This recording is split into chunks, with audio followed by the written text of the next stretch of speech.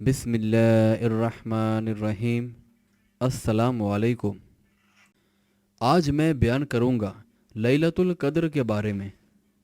لیلۃ القدر یا شب قدر ماہ رمضان کے آخری عشرے کی طاق راتوں میں سے ایک رات ہے۔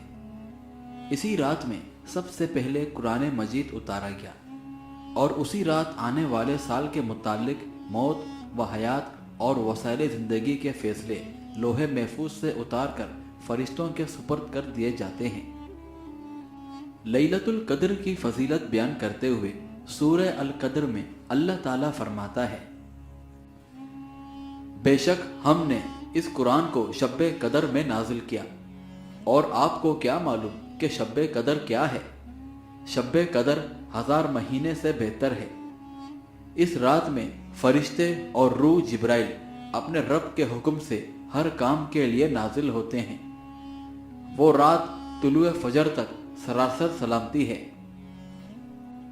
بہرحال قرآن مجید اسے برکت کی رات بھی قرار دیتا ہے، جیسا کہ سورہ دکان میں اللہ تعالیٰ فرماتا ہے، بے شک ہم نے اس قرآن کریم کو ایک بابرکت رات میں نازل کیا، بے شک ہم اس کے ذریعے سے انسانوں کو آخرت کے عذاب سے ڈرانے والے ہیں۔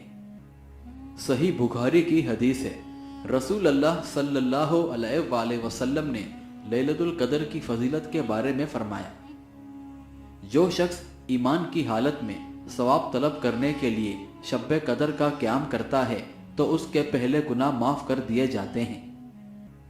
نبی کریم صلی اللہ علیہ وآلہ وسلم اس رات کی خود بھی جستجو کرتے اور صحابہ کو بھی اس کی جستجو کا حکم دیتے تھے۔ نبی کریم صلی اللہ علیہ وآلہ وسلم رمضان المبارک کے آخری عشرے کی راتوں میں اپنے خاندان کے افراد کو جگاتے تاکہ وہ رات کا زیادہ وقت عبادت میں گزاریں۔ صحیح بخاری کی حدیث ہے، حضرت عائشہ رضی اللہ تعالی عنہا سے روایت ہے کہ رسول اللہ صلی اللہ علیہ وآلہ وسلم نے فرمایا، لیلۃ القدر کو رمضان کے آخری عشرے کی طاق راتوں میں ڈھونڈو۔